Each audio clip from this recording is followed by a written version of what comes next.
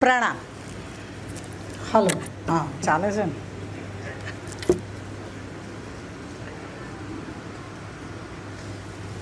Okay, done. વંદન વડીલોને મારાથી હોય તોય ના હોય તોય વંદન. આયોજન માટે ખરેખર અદ્ભુત કામ કરો છો એ જોઈને ખુશી થઈ. પહેલી જ વાર આવવાનું થયું છે, એના અભિનંદન. મને આમંત્રણ આપ્યું એનો આભાર.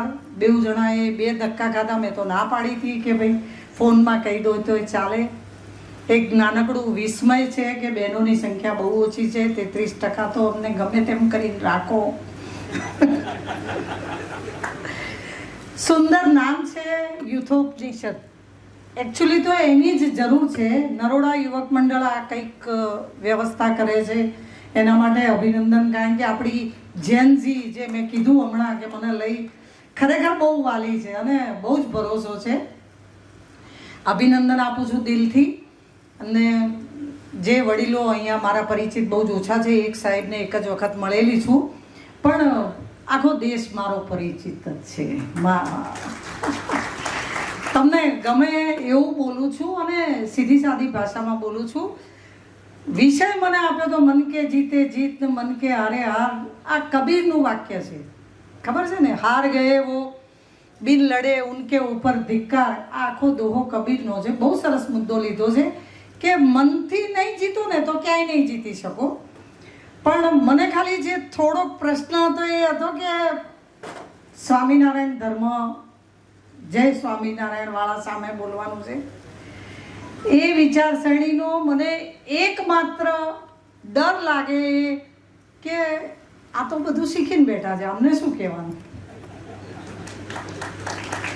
બીજે ક્યાંક જઈએ તો વ્યસન ઉપર બોલીએ, બીજે ક્યાંક જઈએ તો એકતા ઉપર, સાત્વિકતા ઉપર બોલીએ. તમને ધાર્મિકતા ઉપર ના કહેવાય, તમને જીવનશૈલી ઉપર ના કહેવાય. કોઈ ઠપકો આપવાનો તમારા હરિપ્રસાદ સ્વામીએ બાકી રાખ્યો હોતો નથી. અને શિક્ષાપત્રી એ તો સહેલી કરેલી ગીતા છે. એટલે કદાચ ના ભણેલું એને ભણાવાય. તમે બધું ભણેલા ને ગણેલા છો એટલે ખાસ કંઈ કહેવાનું નથી. પણ તોય હું શિક્ષણનું માણસ છું અને 1.5 કલાકે અહીંયા આવીશું. બોપલ બીજો ચીડો, એટલે તમારી 20 મિનિટ તો લેવાની. તાળીઓ પાડજો, કારણ કે મેં બોલવાના પૈસા નથી લીધા.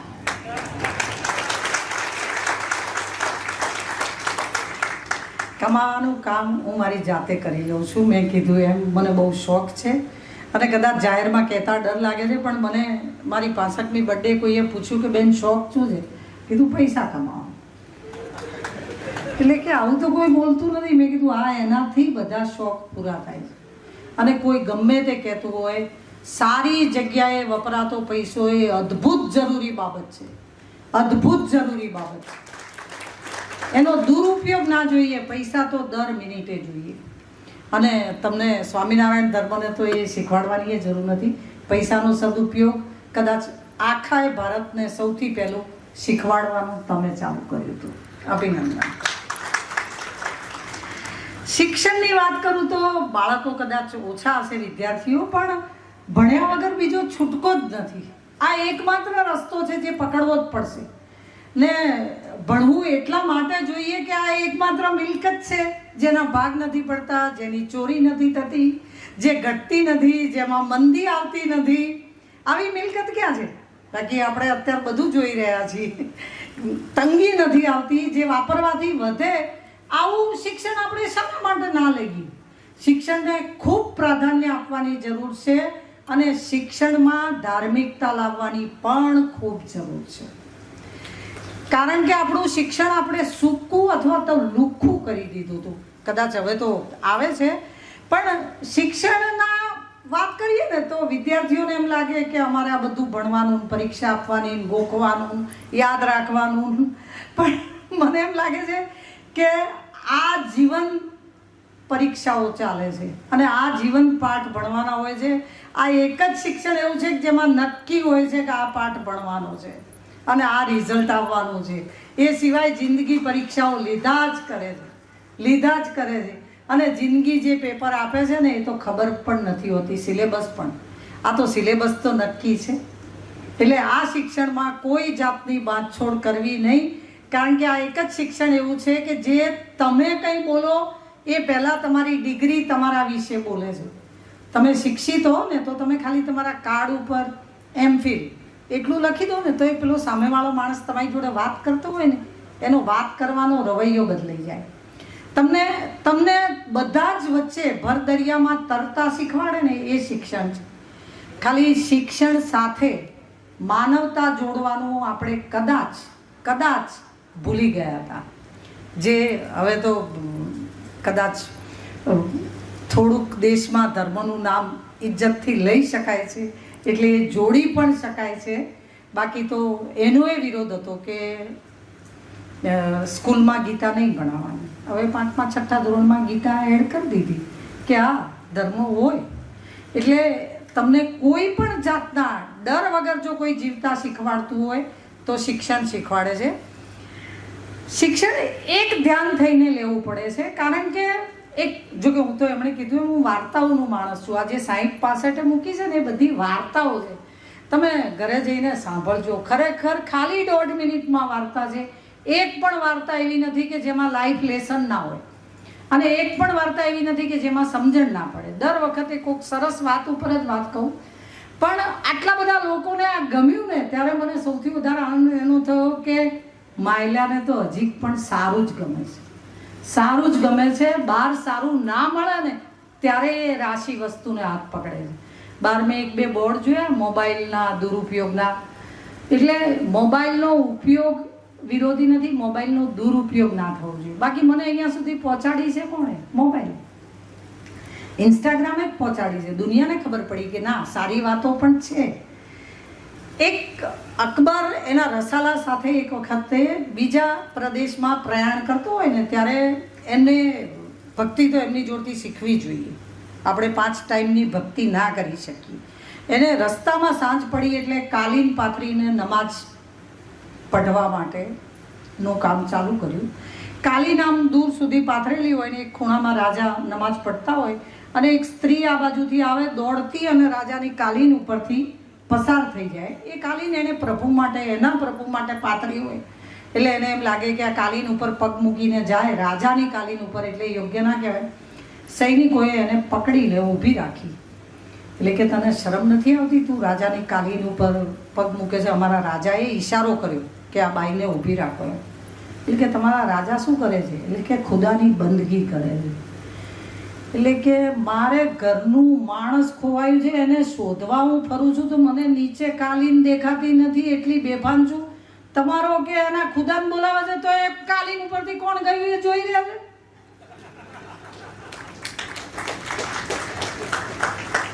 એ એવી બંદગી બી નથી કરતો કે એને ખબર ના પડે કોણ આવીને કોણ ગયું. એની એવી આંખો બંધ નથી. એક ધ્યાન થઈને કરવું પડે, એક ધ્યાન થઈને. પ્રભુએ દેખાડવાની વસ્તુ નથી.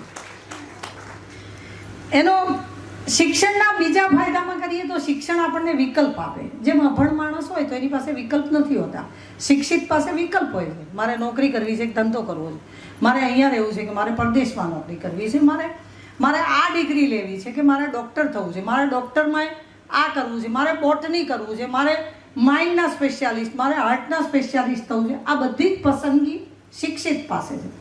જો પસંદગીનું જીવન જીવવું હોય તો શિક્ષણ લેવું જ પડશે. શિક્ષણ લેવાના કારણો નહીં જણાવી શકો તમારા બાળકોને તો તમે શિક્ષણ નહીં અપાઈ શકો. નિમિત્ત ઓઝાની એક વાર્તા છે કે એક દરિયા કિનારે એક ગામ આગળ એને બહુ જ મોટું વાણ બનાવવું હોય છે. એટલે દરિયાના બધા લોકોને કહે છે કે તમે મને આ જહાજ બનાવવામાં મદદ કરશો તો તમને હું દરિયો જોવા લઈ જઈશ. એટલે જે લોકો જહાજ બનાવવામાં મદદ કરતા હતા એ બધા થોડાક ડલ અથવા તો સુસ્ત રીતે કામ કરતા હતા. એટલે કે કેમ તમને ઉત્સાહ નથી? એટલે કે તમે એવું કીધું કે દરિયો જોવા લઈ જઈશ. તો કે દરિયો તો અમે રોજે જોઈએ છીએ, અમે દરિયા કિનારાનું ગામ છે, અમે તો દરિયો રોજે જોઈએ છીએ. એટલે કે તમે દરિયાનો કાંઠો જુઓ, હું તમને મધ દરિયે લઈ જઈશ જ્યાં પાણી સિવાય કંઈ ના દેખાય. એ ઉદ્દેશ આપે છે એ પછી 3 જ દિવસમાં જહાજ બની જાય છે. તમે તમારા સંતાનને ઉદ્દેશ સમજાવજો કે તને કેમ ભણવાનું છે. માત્ર ભણવા બેસ એ તો એટલું ઇઝી છે ને કે જ્યારે આપણે ભણવાનું હતું ને ત્યારે આપણે બહુ દાટ નથી મારી. આપણા મા બાપે આપણને સ્કૂલમાં તો મોકલ્યા હતા. આ એટલા બધા ઇઝી કામકાજ નથી, ખાડાના ખેલ છે. થોડોક એને સમજવાનો પ્રયત્ન કરી અને એને ઉત્સાહ આપીને પછી કહીએ તો ચાલે. અને એને ઉદ્દેશ નહીં હોય તો નહીં કરી શકે. વીરદેવ નામનો એક છોકરો મહારાષ્ટ્રમાં બકરા ચારે અને એને પરીક્ષા આપી હોય ને એનું રિઝલ્ટ આવે મહારાષ્ટ્રમાં. એનું ગામનું નામ તો કોરપટા, પણ એનો જિલ્લો પણ કોઈએ હજી સુધી સાંભળ્યો નથી. તમે ઇન્ટરનેટ ઉપર સર્ચ મારજો. એને એ બકરા ચારજો હોય ખેતરમાં શોધવા આવે, કારણ કે યુપીએસસીનું રિઝલ્ટ આવે છે ત્યારે એ આઈપીએસ થયો. અને એ આઈપીએસ થયો તો એના મૂળમાં એનું ઇન્ટરવ્યૂ છે, સાંભળજો. એનો સાદો નોકિયા ફોન 1200 રૂપિયાનો સાદો ફોન ખોવાય છે ને એ પોલીસ સ્ટેશનમાં ફરિયાદ લખાવા જાય છે. એટલે હું પોલીસ પત્ની છું સાહેબ, એસીપી છું. પોલીસ કે આવા 1200 રૂપિયાના ફોનની ફરિયાદ ભાઈ ના લખીએ, જાય જતો રહે. એટલે પેલો કે પણ મારે તો 1200નો મોંઘો જ છે, એટલે કે આ 1200 રૂપિયાના ફોનની ફરિયાદ તું ના લખે તો હું તારા વિરુદ્ધ ફરિયાદ કરીશ. તારો સાહેબ કોણ છે?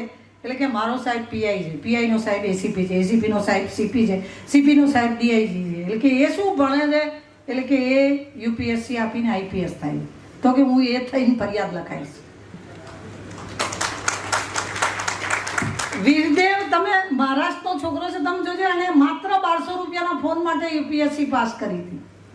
લક્ષ્ય નક્કી હોય ને, જો તમે ચોટી બાંધો તો આ પડ્યું બજારમાં. કોઈ એમ કહેતું હોય ને અઘરું છે, તો નથી અઘરું. અઘરું ત્યારે લાગે છે જ્યારે આપણે નક્કી નથી કર્યું, અથવા તો આપણે આપણા સંતાનને કહ્યું નથી કે આ કેટલું જરૂરી છે. ખાલી ભારતના અથવા તો વિશ્વના તમારે જે દાખલા જોવા હોય, એડિસન સ્કૂલમાં ગયા હતા ત્યારે એમને સ્કૂલમાંથી બીજા ધોરણમાં ચિઠ્ઠી આપવામાં આવે અને એવું કહેવામાં આવે કે તારા મમ્મીને બતાવજે. મમ્મી ચિઠ્ઠી વાંચે એટલે એમાં લખ્યું હોય કે તમારું બાળક મંદબુદ્ધિ છે, એને ઘરે રાખજો, અમારી સ્કૂલ આવા મંદબુદ્ધિ બાળકોને નહીં ભણાવી શકે. માં ચિઠ્ઠી વાંચીને કબાટમાં મૂકી દે અને એડિસનને દિલથી ઉછેરે. 1000 પેટન્ટ આજે પણ, બલ્બ એકલો નહીં, એ સિવાયની 1000 પેટન્ટ આજે એડિસનના નામ ઉપર છે. યુનિવર્સિટીના એના નામનું રિસર્ચ ડેવલપમેન્ટ ચાલે છે. અને એ એડિસને 10,000 પ્રયોગો કર્યા ને ત્યારે એને એ પછી પણ આગ લાગી હતી એના પ્રયોગોને. ત્યારે એણે એમ કીધું હતું કે મેં 10,000 વસ્તુ શોધી કાઢી છે કે આનાથી બલ્બ નથી બનતું. 10,000 વખત નિષ્ફળ થયેલો માણસ એમ કે મેં 10,000 વસ્તુ શોધી છે, આનાથી બલ્બ નથી બનતો. અને એને લોકો યાદ કરે. એ જ્યારે એનું પોતાનું ઘર, બહુ સુખી થાય છે, પણ માતા આ દુનિયા છોડીને ગયા હોય છે ત્યારે ઘર બદલે છે ને ત્યારે માતાના પટારામાંથી ચિઠ્ઠી નીકળે છે અને એ ચિઠ્ઠીમાં લખેલું હોય છે કે તમારો બાળક મંદબુદ્ધિનો છે. જ્યારે માતાએ એમ કીધું હતું કે બેટા તું એટલો બધો હોશિયાર છે ને કે તને આ સ્કૂલ નહીં ભણાવી શકે. એ જુઠ્ઠું બોલવાના પાપ ના લાગે. તું ડબ્બો છે એવો સિક્કો આપણે ના મારીએ આપણા દીકરાને. જેટલી ફિંગરપ્રિન્ટ છે એટલી જાતના બાળકો છે. કોઈની ફિંગરપ્રિન્ટ સરખી નથી એમ કોઈ બાળક સરખું નથી. આ કમ્પેરિઝન નામની વસ્તુ આપણે ચાલુ કરી છે. મુક્ત બાળપણનું ખૂન કરીને આપણે એને જે આપીએ છીએ ને એના માટે એણે અવતાર નથી લીધો. મોટા ભાગની શિબિરોમાં, મને તો કદાચ જે તમે સ્વામિનારાયણ ધર્મમાં પાળતા હો એટલે એક જ જગ્યાએ જતા હો, મારી કુદરતી એટલી મુક્ત જીવન છે કે મેં સદગુરુથી ચાલુ કરીને, રવિશંકરથી ચાલુ કરીને, રામદેવ બાબાથી ચાલુ કરી તમામ જગ્યાએ શિબિરમાં જઈ આવેલી છું. મને સ્વામિનારાયણની શિબિરે મેં કરેલી. મને બધે જ જવું ગમે છે કે આને શું કહેવું થાય છે. બધા જ એમ કહે છે કે બાળ સહજ જીવો, તો બાળ સહજ તો હતા જ. બાળક જન્મ્યું ત્યારે બાળ સહજ જ હતું. એને ગંભીર, એને ઉદાસ, એને બધા જ જીવનના બધા જ પ્રશ્નો એના માથે મૂક્યા પછી છેલ્લે આપણે એમ કહીએ છીએ કે સહજ જીવન જીવવું. જેમ કે ચીનનો એક પ્રવાસી અહીંયા આવે અને આપણા ધર્મગુરુને પૂછે કે હું ચીનથી અહીંયા ભારતનું દર્શન સમજવા આવ્યો છું અને કે જીવન એટલે શું? એટલે કે કેમ? એટલે કે મારા ગુરુએ મને એમ કીધું છે, ચીનના ગુરુએ, કે જીવન એ પ્રશ્નોનું ને સંઘર્ષોનું પોટલું છે. જીવન એ તો અવ્યવસ્થાનું અને પરિશ્રમનું એક બીજું નામ છે. એટલે પેલા આપણા ધર્મગુરુ કહે છે જીવન એ તો પ્રવાહ છે કે બહેતા પાણી એટલે કે અમારા ગુરુ તો આવું નહીં કહેતા, એ કે તારા ગુરુનું જીવન હશે, મારું ભારત એવું નથી કહેતું. આપણે તો જીવનને ઉત્સવ કીધેલો છે, અને ઉત્સવ છે એમાં કોઈ શંકાય નથી. આપણે કદાચ વધારે દૂર ના જઈએ તો અબ્દુલ કલામ રેલવે સ્ટેશન પર છાપા વેચતા આપણે એમને સાંભળેલા છે. છાપું રેલવે, ચાલુ રેલવેમાંથી છાપાનું બંડલ એમના ગામનું ફેંકવામાં આવે. રામેશ્વરમાં એમનું ઘર છે, તમે ત્રીજા માળે જાઓ ને તો 1.5 ફૂટની સીડી નથી લાકડાની, જ્યાં એ રહીને ભણ્યા. તમે જે માણસ રાષ્ટ્રપતિ લેવલે પહોંચે એ અબ્દુલ કલામ નાનકડા એવડા ગામમાં, રામેશ્વરની એ બાજુનું નાનકડું ગામડું છે, જે એરિયામાં ભણીને એમણે આ હોદ્દા ઉપર પહોંચ્યા ને. સૌથી પહેલો એમનો ઇન્ટરવ્યૂ હતો જ્યારે ભારત આઝાદ થયું ત્યારે. સૌથી પહેલી આપણે અણુશક્તિ ઉપર કામ કર્યું. સીવી રમણ ઇન્સ્ટિટ્યૂટ બનતી હતી, એમાં સીવી રમણ બધાના ઇન્ટરવ્યૂ લેતા હોય છે, અને દરેક ઇન્ટરવ્યૂ આપવા આવેલા માણસને અહીંયા આવવા સુધીનું ભાડું એને મોકલાવેલું હતું. સીવી રમણે સવારથી ઇન્ટરવ્યૂ ચાલુ કર્યા, સાંજે 6 વાગે ઇન્ટરવ્યૂ પતાવીને કેબિનની બહાર નીકળે ત્યારે એક યુવાન ત્યાં બેઠો હોય, એટલે એને કે તારું ઇન્ટરવ્યૂ પતી ગયું? એટલે કે હા. તો કે તું કેમ બેઠો છે? એટલે કે મને 150 રૂપિયા ભાડું આપ્યું છે, પણ 120 રૂપિયા જ ખર્ચો થયો, 30 રૂપિયા પાછા આપવા બેઠો. એ અબ્દુલ કલામને સીવી રમણે રાખી લીધા હતા નોકરી પર કે હું કદાચ બીજું તો કંઈક શીખવાડવું હશે તો ભૌતિક તો શીખવાડીશ, પણ આ ઈમાનદારી હું નહીં શીખવાડી શકું. આજે શિક્ષણમાં જે ખૂટે છે થોડીક એ માનવતા ખૂટે છે. કારણ કે અણુબોમ્બ બનાવવાવાળા, ગર્ભ પરીક્ષણ કરવાવાળા, વાયરસ બનાવવાવાળા એ પણ શિક્ષિતો જ છે. જેમણે આ ચાઇનાને કહીએ કે વાયરસ બનાવીને એને મોકલ્યો તો કોરોના, શિક્ષિત લોકો જ લેબોરેટરીમાં રોગના વાયરસ બનાવે છે. શિક્ષિત લોકો જ ગર્ભ પરીક્ષણ કરીને એમ કહે છે કે તમારા પેટમાં દીકરી છે અને હું એનો ગર્ભપાત 10,000 20,000 રૂપિયામાં કરી આપીશ. એ ભણેલા ગણેલા ડૉક્ટરો છે. આ અણુબોમ્બ અત્યારે વિશ્વમાં 8 જગ્યાએ, એટલે 16 દેશ યુદ્ધમાં છે. યુક્રેન કે રશિયા કે ઈરાક કે અમેરિકા કે નીચે કંબોડિયા ને થાઈલેન્ડ કે એ બધા દેશો યુદ્ધમાં છે. એ અણુશસ્ત્રો કોણ બનાવે છે? શિક્ષિતો બનાવે છે. એટલે શિક્ષિત માત્ર થવું પૂરતું નથી. આપણે વિશ્વના સર્વશ્રેષ્ઠ દેશના સર્વશ્રેષ્ઠ આચરણે બેઠેલા ટ્રમ્પ સાહેબને જોયા છે કે શિક્ષિત થવું પૂરતું નથી, તમે સજ્જન હો એ પૂરતું છે. આપણો ધર્મ, આપણી ધરતી આપણને સજ્જનતા શીખવાડે છે, અને આપણે એ વસ્તુ આપણા બાળકોને શીખવાડીએ. આપણે ભાગ્ય નામનો એટલો મોટો સહારો લઈ લીધો છે. કદાચ મારે ડિક્શનરીમાંથી એક શબ્દ કાઢી નાખવાનો હોય તો હું ભાગ્ય કાઢી નાખું.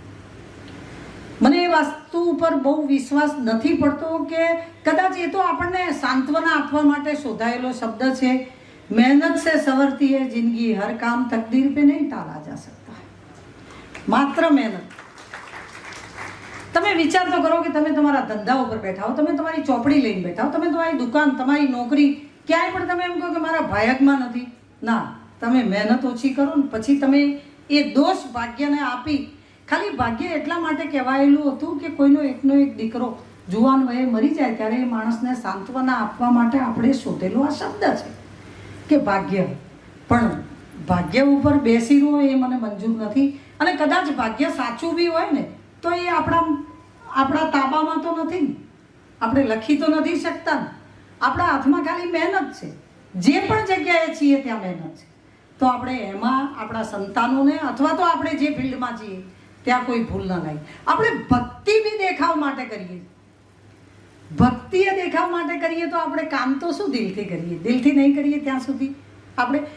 મારા દીકરાની અમેરિકામાં સ્કૂલ છે, મારે વર્ષમાં 6 મહિના અમેરિકા રહેવાનું થતું હોય છે. ત્યાં કદાચ ભક્તિ આટલી નથી, પણ કર્તવ્યપરાયણતા અને કર્મઠતા તો છે. તમે એને સૂની દુકાન આપીને જાઓ ને તો એ માણસ એટલા દિલથી એ દુકાન સાચવે ને જાણે એની પોતાની હોય. આપણે જે શીખવાનું બાકી રહી ગયું છે ને, ભાગ્યના ભરોસે છોડીને આપણે બેઠા છીએ, એકમાત્ર વસ્તુ બાકી રહી ગઈ છે. એમાં આપણે થોડુંક વધારે કામ આવી શિબિરો કરીને કરીશું તો આપણે ચોક્કસ આગળ વધી શકીશું. હેલન કેલર 1880ની વાત છે, પણ મૂંગા, બહેરા અને આંધળા હતા. તો પણ એમને 41 એવોર્ડ મળ્યા હતા, અને એમણે મૂંગા બહેરા માટેની બ્રેલ લિપિ શોધી હતી. 40થી વધુ દેશોમાં એમણે પ્રવચનો આપેલા હતા, અને આજે હેલન કેલર, જે તમે કલ્પના તો કરો કે મૂંગું, બેરું અને આંધળું. ડિક નામનો એક ઓસ્ટ્રેલિયન છોકરો છે જેને હાથ અને પગ બેય નથી.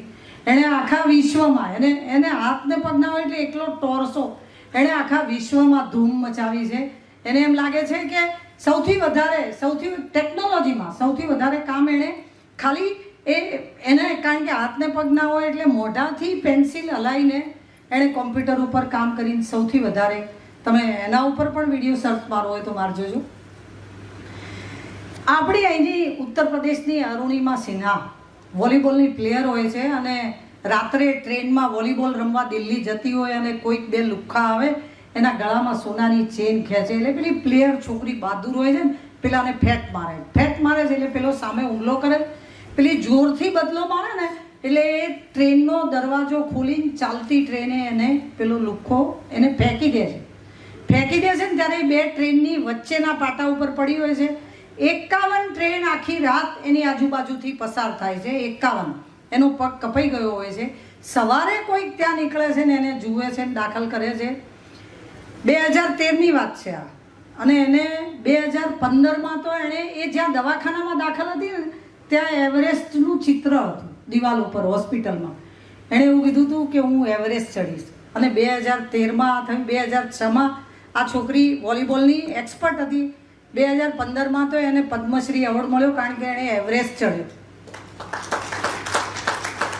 આ બધા કઈ બચ્ચાના ખેલ નથી.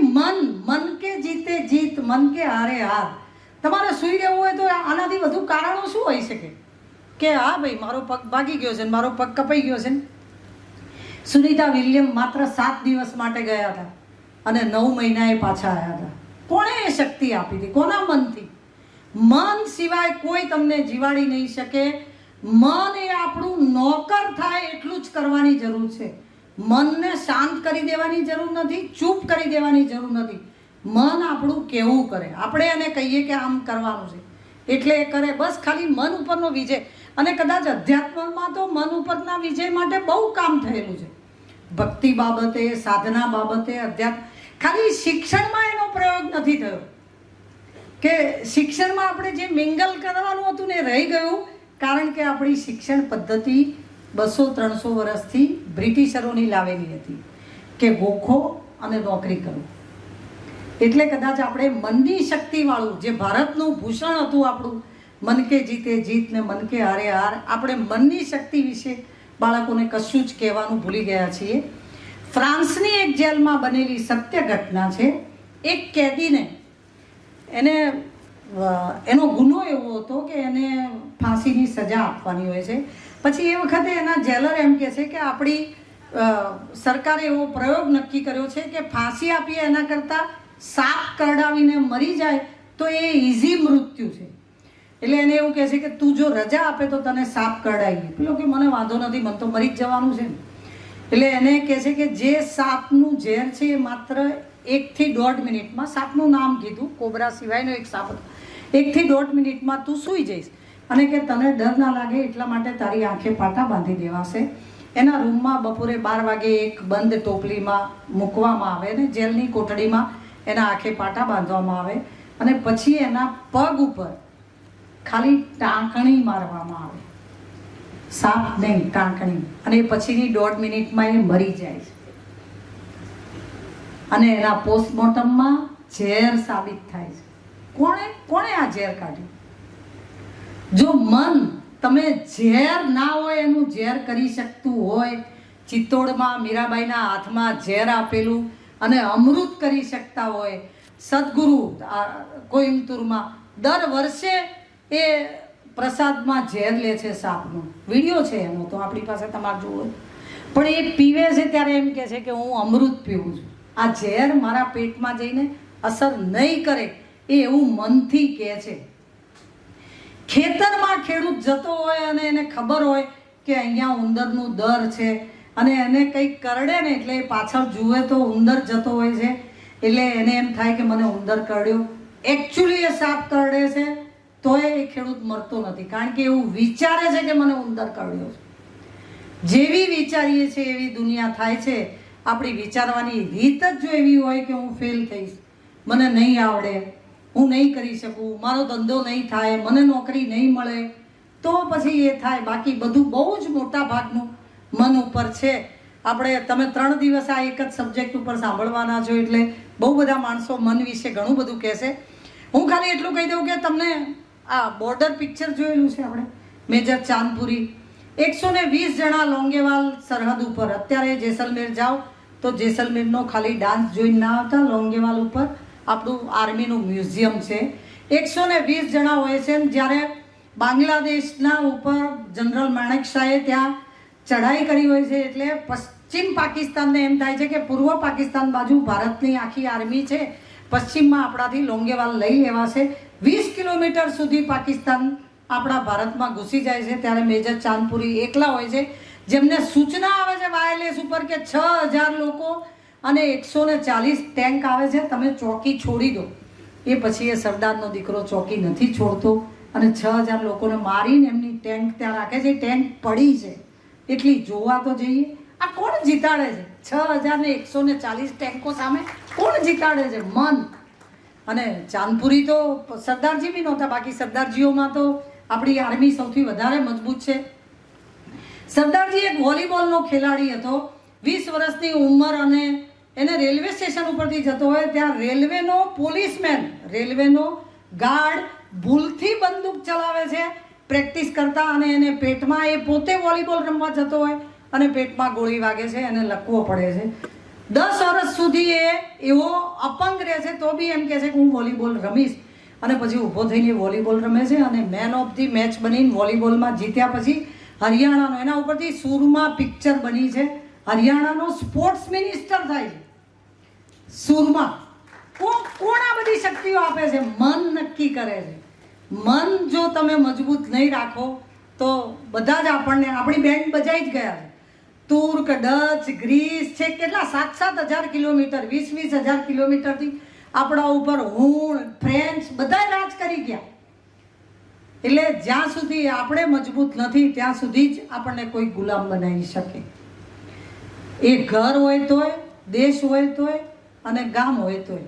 આપણું મન મજબૂત હશે તો આપણે, જો મન મજબૂત ના હોય ને તો અહીંયા બોલવાના આવ્યો. મને સાહેબે એવું કીધું કે બેન કરંટ આવે છે એટલે લાકડા ઉપર ઊભા રહેજો ને, માઇકને હાથ ના અડાડતા. તમે વિચાર કરો, કોઈ બોલવા આવ્યું હોય ને એને પહેલું જ વાક્ય આવું મળે, કેવું લાગે? સચિન રમવા ગયો હતો એ દિવસે. સચિનની 16 વર્ષની ઉંમર, પહેલી જ મેચ એની પાકિસ્તાનમાં હોય. સચિનની 5 ફૂટ 3 ઇંચ બી હાઈટ નથી. સામે વક્રમ અને ઇમરાન 2 જણા બોલિંગ નાખતા હોય છે, અને એ લોકો 32, 34 વર્ષના હોય ને આ 16 વર્ષનો છોકરો હોય. પહેલો જ બોલ માર્યો ને એવું તરત સચિનને નાકે વાગ્યું. એટલે કે બચ્ચે કો લે જાઓ. પેલા પાકિસ્તાનના પ્લેયર કે બચ્ચે કો લે જાઓ. ત્યાં સચિન કે મેં ખેલેગા. સચિન થોડું નાકમાં બી બોલાવ્યું ને, મેં ખેલેગા. એ સચિન, અકરમ એવું કહેતો હતો મને સપનામાં આવે છે ને તો મારી ઊંઘ ઉડી જાય છે. એટલા છગ્ગા અકરમને ને ઇમરાનને બેયને માર્યા. કોણ તાકાત આપે? એટલે આપણે જો ડાયા રહીશું ને તો આપણને કંઈ વાંધો નથી આવતો. ખાલી આપણને નાની નાની વાતો શીખવાની છે કે ક્યારે શું બોલવું, ક્યારે ચૂપ રહેવું, અથવા તો ક્યારે ક્યાં જવું. ખાલી આ તો લાઈફ લેસન છે કે એક પુલ તૂટી જાય છે અને એના 3 એન્જિનિયર અને કોન્ટ્રાક્ટર હોય, એને ફાંસીની સજા સંભળાવવામાં આવે. એટલે પેલા જલ્લાદને જઈને રિક્વેસ્ટ કરે છે કે આમાં અમારો વાંક નથી. આ તો કે ઉપરથી કરપ્શન તો ઉપરથી આવે છે ને, જેમ સરકાર ઉપરથી આવે છે. એટલે કે બધાએ ભાગ લીધો તો આમાં ને અમને એકલાને જ મારી નાખે છે, પણ ગમે તેમ કરીને અમને બચાવી લે ને. એન્જિનિયરો હોય છે એટલે રિક્વેસ્ટ કરે છે, યુવાન ઉંમરના હોય છે, અને જલ્લાદને દયા તો આવે છે. એટલે એ વખતે નહીં, આ ભારત આઝાદ થયું એ પછી બી આપણે બી અમદાવાદમાં એવો રિવાજ હતો કે શેરીફ નીકળે ને ત્યારે કોઈને બી સજા આપે એ વખતે જો શેરીફ નીકળે ને તો એને માફ કરવાનું. પછી ફાંસીમાં એને ફાંસી આપ્યા પછી દોરડું તૂટી જાય કે માછડો તૂટી જાય તો એને માફ કરી દેવાનું. એવું કે ભાઈ એ એને પ્રભુ બચાવવા માંગે છે એમ, એવું સરકારનો કોન્સેપ્ટ હતો. રાજાશાહીમાં બી એવું જ હતું કે પેલું લાકડું ખસેડી લે એ વખતે બી જો એ ના મરે તો પછી એને નહીં મારવા. એટલે જલ્લાદ ગમે તે કંઈક ટ્રીક કરે છે અને પહેલા માણસને ફાંસી આપવા જાય ને ત્યારે કંઈક કરે એટલે પેલાને ફાંસી ના લાગે એટલે એ બચી જાય. પછી બીજાને ચડાવે એટલે બીજોય બચી જાય.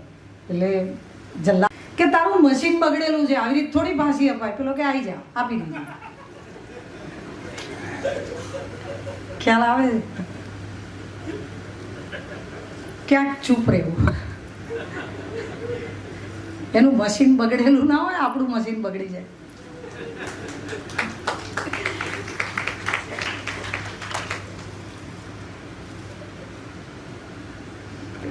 ટેકનોલોજીનો ભરપૂર ઉપયોગ કરજો. હું તો જરાય વિરોધમાં નથી. ફોન, લેપટોપ, ટીવી બધું જ અદ્ભુત રીતે વાપરજો. એ આજના શિક્ષકો જ છે. ખાન સાહેબ કે દિવ્ય કીર્તિ સાહેબ બધાએ બહુ જ સરસ ભણાવે છે. 10 વર્ષની વાર નથી, સ્કૂલો એમનું આખું જ કાયાકલ્પ કરી દેવાની. સ્કૂલો ક્લાસમાં ટીચર સાથે બહુ વર્ષો સુધી નહીં ભણાવે. શાળા 360 ડિગ્રી માનવતા, સમૂહ જીવન, ઈમાનદારી, ઇન્સાનિયત, દોસ્તી એ બધું શીખવાડતી થઈ જશે. કારણ કે સિલેબસ બધાય એક્સપર્ટ લોકો જોડે ઓનલાઈન મળવાના છે.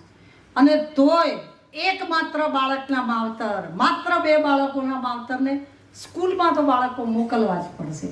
કારણ કે અમે જે કરીએ છીએ એ મા બાપ નથી કરી શકતા. મેં મારી સ્કૂલમાં વેકેશન પડે એટલે બાળકોને રડતા જોયેલા છે. બાળકને અમે જે આપીએ છીએ એ દોસ્તી, જીવન, સંસ્કાર. કે આજે પેલો લંચ બોક્સ ભૂલી ગયો છે, તું એને થોડું શેર કરને. આ કોણ શીખવાડશે? અને હવે અસલામતીના જમાનામાં કોઈ પોતાના બાળકને તો પડોશીના ઘેરે નથી મૂકતું. એટલે અમારું તો ભવિષ્ય ઉજ્જવળ છે, ખાલી અમારો રોલ બદલાવાનો છે. અમે હવે માત્ર માણસ ઘડવાનું ચાલુ કરીશું. મેં કીધું કે પુસ્તકો બહુ ભણાવી લીધા, મસ્તકો ભણાવવાનું સ્કૂલોએ ચાલુ કરવું પડશે. ફરિયાદ કરવી એ બહુ સહેલી વાત છે કે મારી પાસે આ નથી, હું ગરીબ છું, કે મારી પાસે ભણતર નથી, કે મારા બાપા પાસે ફી નથી, કે હું અપંગ છું. સુધાચંદ્રન અપંગ હતા અને સૌથી મોટા ડાન્સર. મારી પાસે આ નથી, પેલું નથી. એ કહેવા માટે તો આપણી પાસે બધી 100 વસ્તુઓ છે. પણ કદાચ એ દરેક ફરિયાદ આપણને એટલા માટે દેખાય છે. મારા દીકરાની વાત કરું, વિવેક નાનો છે ને, એને એક કોડ્રોયનું પેન્ટ બહુ ગમતું હતું. એટલે વિવેક મને ઉપરથી ઉતરીને આવીને કે મમ્મી મારું બ્રાઉન પેન્ટ દેખાતું નથી. મેં કીધું ભાઈ 2 દિવસ આપ, હું શોધી લઈશ. તારા પપ્પા 6 ફૂટના, તું 6 ફૂટનો, સમર 6 ફૂટનો, બધાના પેન્ટ એક સરખા છે, હું ઓળખતી નહીં. 2 દિવસ પછી આપીશ. 2 દિવસ થયા એટલે કે મમ્મી મારું બ્રાઉન પેન્ટ મારું ફેવરિટ છે. એટલે મેં કીધું ભાઈ મેં જોયું નથી, હું જોઈ લઈશ, ભૂલી ગઈ. બીજા 2 દિવસ થયા એટલે કે મમ્મી મારું બ્રાઉન પેન્ટ. મેં કીધું આજે સિરિયસલી શોધીશ. મેં બધા કબાટ શોધ્યા, ના મળ્યું. પાછા 2 દિવસ થયા, મમ્મી મારું બ્રાઉન પેન્ટ. કીધું ધોબીના ત્યાં હું તપાસ કરી લઉં, મને બીજા 2 દિવસ આપ. ધોબીના ત્યાં ચેક કર્યું, ના મળ્યું. કે મમ્મી હવે હદ થઈ ગઈ મારું બ્રાઉન પેન્ટ. મેં કીધું હું ડ્રાયક્લીનવાળાને ત્યાં જોઈ લઉં, આ છેલ્લો ચાન્સ. પછી છેલ્લા દિવસે 10 દિવસે એ સીડીમાંથી ઉતરે, હું નીચે બેઠી હું, એ રોજે બ્રાઉન પેન્ટ કે. પછી 10મા દિવસે એ નીચે ઉતર્યો ને એટલે મારા ઘરમાં મોટું મંદિર છે ભગવાનનું, એ રૂમમાં લઈ. મેં કીધું ચાલ ચાલ ચાલ ચાલ ચાલ ભગવાનને થેન્ક યુ કે, થેન્ક યુ કે. એટલે કે હાશ થેન્ક યુ. મળી ગયું? મેં કીધું ના મળ્યું નથી. તો કે મેં કીધું 10 દિવસથી આ એક પેન્ટ સિવાય તારો પ્રશ્ન જ નથી. જો આનાથી મોટા પ્રશ્નો હોય તો પેન્ટ ભૂલી જવાય. તમારે કે મારી ફિલોસોફરમાં મારું પેન્ટ શોધી આપ. પણ કોઈ પણ પ્રશ્ન આપણને મોટો ત્યારે લાગે જ્યારે એનાથી મોટો પ્રશ્ન ના આવે.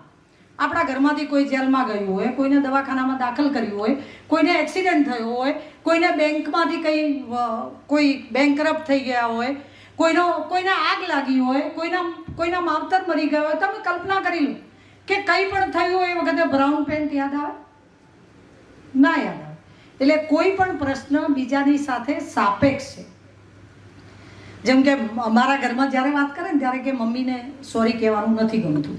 હા, મને નથી ગમતું, પણ મને સોરી કહેવાનું નથી ગમતું એ માટે હું અદ્ભુત મહેનત કરું. નહીં તો છાશવારે સોરી ફેંકવી હોય તો કેટલી વાર.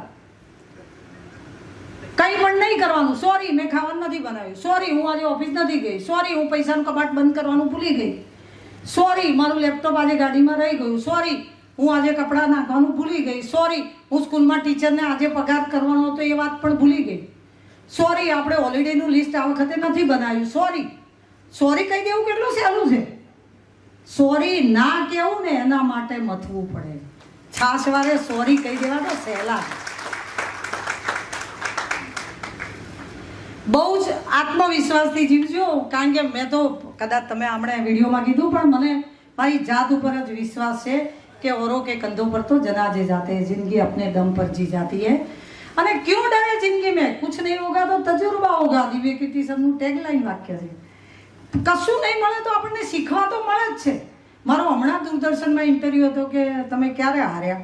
મેં કીધું હારી તો નથી, પણ ઘણી વખત એવું થયું કે આ નહોતું કરવાનું, આ આમ કરવાનું હતું, આ ખોટી રીતે થયું. એને હાર ન કહેવાય, એને શીખવાનું લેસન કહેવાય.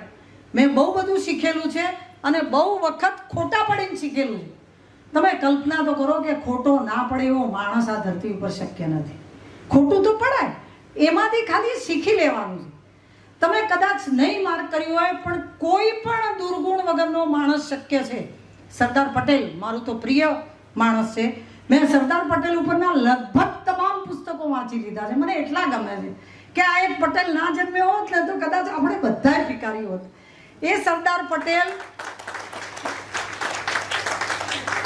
Thank you. એ સરદાર પટેલ વિશે આપણે એવું કહી શકીએ કે આમનામાં એક પણ દુર્ગુણ નહોતો. કૃષ્ણ ભગવાન કે એનામાં એક પણ રામ છે તો એમનામાં એક પણ દુર્ગુણ નહોતો. દુર્ગુણ વગરનો માણસ આ ધરતી ઉપર શક્ય છે, સદગુણ વગરનો શક્ય નથી. એવો કોઈ જ માણસ નહીં હોય જેનામાં એક સદગુણ ના હોય. આપણને જોતા નથી આવડતું. તમે કલ્પના તો કરો, તમારો ડ્રાઈવર હોય, તમારું કામવાળું હોય, તમારો પડોશી હોય, તમારો દુશ્મન હોય, એક સદગુણ તો હોય ને. આપણી નજર નથી પહોંચતી એના સુધી. દુર્ગુણ વગરનો માણસ શક્ય છે, સદગુણ વગરનો શક્ય નથી. આ વાક્ય મને બહુ ગમે છે. એવું જ એક વાક્ય મને બહુ ગમે છે કે દરેક પ્રયત્નોથી સફળતા ના મળે, પણ બેટ મારીને કહું છું, કોઈ સફળતા પ્રયત્ન વગર નથી મળતી. પ્રયત્ન તો કરવો જ પડે. ગરીબ પેદા થવાય એમાં આપણો ગુનો નથી, ગરીબ મરીએ ને એ આપણો ગુનો છે. આપણે કંઈક તો વ્યવસ્થિત નહીં કર્યું હોય. અને કોઈ એમ કહે કે કિસ્મત સાથ નથી આપતી, ના, એવું નથી બનતું. કિસ્મત, તમારું દિલ ઉદાર હોય તો સાથ આપે. કે પ્રભુ કોઈકને આપો તો, કે પ્રભુ આપે તો કોઈકને આપીએ ને, પણ પ્રભુ એવું કહે છે કે તું કોઈકને આપવા માંડ તો હું આપું. બહુ સીધો હિસાબ છે એના ત્યાં. એક દોસ્તી ઉપર વાત કરું, થોડાક દીકરાઓ છે એટલે એમને કહું કે તમે પાણીની બોટલ છે સાદી, તમે રોડ ઉપર દુકાનમાં લેવા જાઓ 10 રૂપિયાની, તમે કોઈક એસી રેસ્ટોરન્ટમાં લેવા જાઓ તો 20 રૂપિયાની, તમે એરપોર્ટ ઉપર લેવા જાઓ તો 100 રૂપિયાની, તમે 5 સ્ટાર હોટલમાં લેવા જાઓ તો 200 રૂપિયાની. એની એ બોટલ છે, એનું મૂલ્ય કેમ બદલાય છે? એ ક્યાં છે ને એના ઉપર છે. તમે કોના ભેગા બેસો છો ને એના સાથે તમારું મૂલ્ય છે. તમને પણ કહું છું કે મા બાપ પસંદ નથી થતા, પત્ની, દીકરો, ભાઈ એ પસંદ નથી થતું, મિત્ર તો આપણે પસંદ કરવાનું છે. એમાં કેમ ભૂલ લાગી? મિત્ર એવો બનાવવો કે આપણી વેલ્યુ વધે, એની ઘટવીઓ તો ઘટે પણ આપણી વધે એવો મિત્ર બનાવી દેવાનો. એવા પેલા નહીં કહેતા કે મરદની મોકાણમાં હારા લાગીએ, બાયલાની જાનમાં ના જોયું. એવા મિત્રોય ના બનાવશું, એવા મિત્રોય ના બનાવ. એક વાર્તા કહું એની કે શિસ્તની વાત કરીએ તો સિંહ અને ગાય જંગલમાં ફરતી હોય, ગીરના જંગલમાં, એની પાછળ સિંહ પડે. આ તો શક્ય જ વસ્તુ છે ને, આ તો કુદરતનો ક્રમ છે. એક દિવસ એક ગાય બહુ જ જલ્દી દોડે તોય સિંહ એની પાછળ બરાબર દોડે. ગાય એ વખતે તળાવમાં થઈને નીકળવા જાય, પેલી જીવ બચાવવા દોડે એટલે બરાબર તળાવમાં થઈને નીકળવા જાય અને થોડીક આગળ જાય ત્યાં કિચડ હોય અને ગાય ફસાઈ જાય. પણ સિંહને શિકાર કરવો એટલે સિંહ પણ પાછળ પાછળ આવે. થોડીક આગળ ગાય ફસાઈ જાય અને થોડોક પાછળ સિંહ ફસાઈ જાય, એટલે સિંહ પણ કિચડમાં ફસાઈ જાય. પછી ગાય પાછળ જુએ કે સિંહ આવે છે, સિંહ આગળ જુએ કે ગાય નજીક છે પણ હું ફસાઈ ગયો છું, નથી આવું. પછી સિંહ કહે છે ફસાઈ ગઈ ને, એમ કે તું જીવ બચાવવા દોડી હતી પણ ફસાઈ ગઈ ને. ગાય કે મારે માલિક છે, હમણાં મને શોધશે, તને કોઈ કાઢવા નહીં આવે. માલિક હોય તો બે ડફણા મારે ખરો, પણ માલિક આપણને શોધે. દીકરાને માલિક છે, એનો બાપ છે, એની માં છે, એની માલિક છે. એ કદાચ 2 વખત ગુસ્સો કરે પણ દીકરાને કીચડમાં ફસાઈ ના રહેવા દે. આપણે એ રીતની કલ્પના કરીએ કે હા, આપણા માથે કોઈનો ધોકો હોય. અને મને તો કાયમ અંકુશમાં રહેવાવાળા બાળકો ગમે છે. ડિસિપ્લિન ફોર્સમાંથી છું, સ્કૂલમાંય ડિસિપ્લિન હોય, પોલીસમાંય ડિસિપ્લિન હોય. પોલીસ સાથે તો જિંદગી કાઢી હતી, પણ પોલીસની મેં કદાચ એક વાત કરી હતી કે સાહેબ એક દિવસ ઘરેથી જાય અને એવું કહે કે આજે મને મોડું થશે, આજે એક ઇન્ફોર્મેશન છે. વલસાડ એમની નોકરી હોય છે, દમણથી બહુ દારૂ ત્યારે ગુજરાતમાં ઘુસાડાતો હતો. એટલે પાર નદી છે ત્યાં પારડી આગળ, પાર નદીનો સાંકડો પુલ છે. એટલે કે અમારે ત્યાં બંદોબસ્ત ગોઠવવાનો છે. એટલે અમે આડી જીપ મૂકીએ એટલે પેલી પોલીસની ગાડીનો નંબર અમને ખબર છે, એટલે અમે એ આવે તો પકડી પાડીએ. એટલે કે રાત્રે કદાચ મોડું થશે, એટલે મને એમ કે એનો કેસ કરે, પછી પાછો એનો દારૂ ગણે અને જમા કરાવવાનો, એ બધું લાંબુ કામકાજ હોય. એટલે આજે રાતે સાહેબ નહીં આવે. સાહેબ તો અડધો કલાક થયું ને પાછા આવી ગયા. મેં કીધું શું થયું? ના મળી ગાડી. એ કે ના ગાડી તો આવી. મેં કીધું તો? એટલે કે એ ગાડી હતી ને એ ઝેન હતી, નંબર સાચો હતો, છેક અમારી નજીક આવી. એણે અમારી પોલીસની ગાડી જોઈ, પણ કે એણે સાંકડો પુલ હતો ને તો 1 રિવર્સ, 2 રિવર્સ, 3 રિવર્સ, 4 રિવર્સ કરીને ગાડી પાછી વાળી. ત્યાં ગાડી પોલીસની ગાડી ચાલુ જ ના થઈ.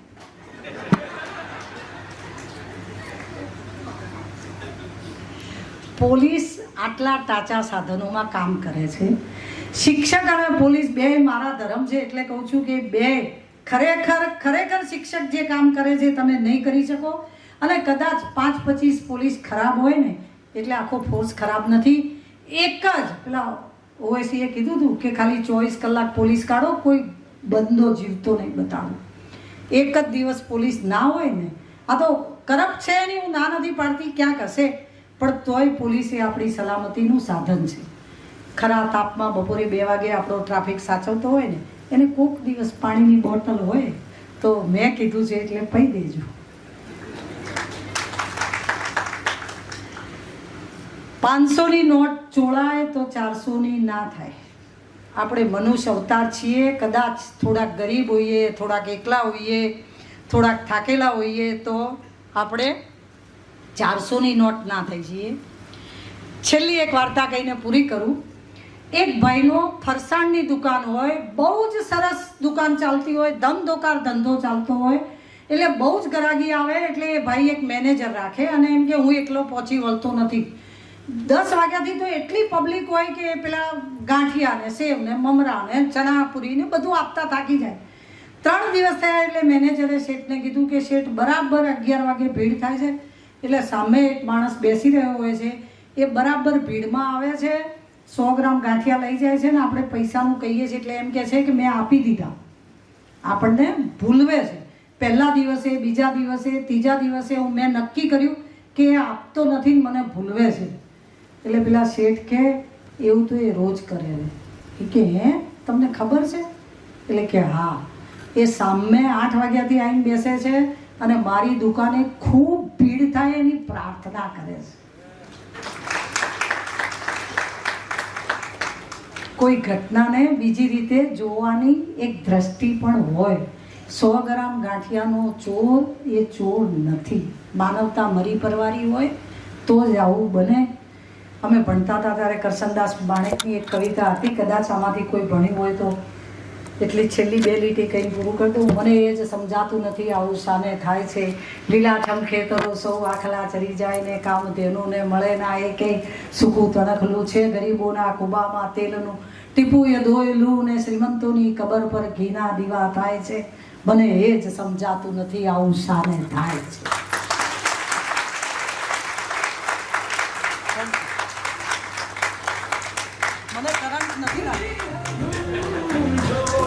આપણે આપણા સ્થાન ઉપર ઊભા થઈને જોરદાર તાળીઓથી આપણે મનનીય જે પાછું આપ્યું, એકવાર જોરદાર તાળીઓથી આપણે એમને અભિવાદન કરીએ. ખૂબ ખૂબ આભાર.